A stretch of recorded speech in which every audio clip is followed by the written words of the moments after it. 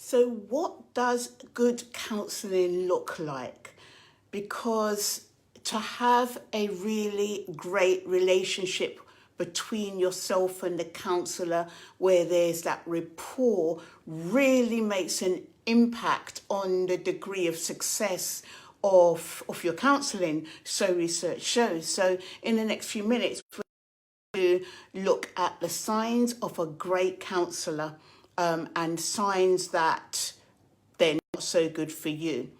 So first of all, let's look at what happens in the first session. So when you go into the first session, how do you feel? Like, you know, what's your gut telling you about this person? Are they really listening? Are they interested? And in addition to listening, are they reflecting and saying things, but not talking too much? Because there needs to be a balance between the listening and also giving you some feedback to help you emotionally and help you put things in place. So do you feel comfortable in this situation when you're being counselled? Do you feel comfortable? Is there a rapport?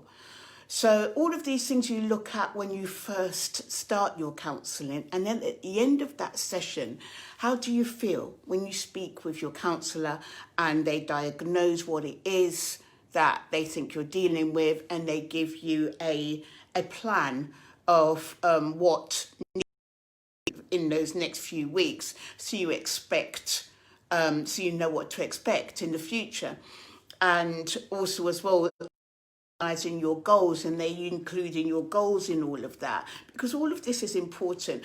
Or are they sitting down during the session checking their messages, their computer, their mobile, because this wouldn't show the signs of a counsellor that's there for you and that's listening to you. And so having come to the end of the session and they speak with you about what it is you're dealing with and the treatment plan, are you happy with that?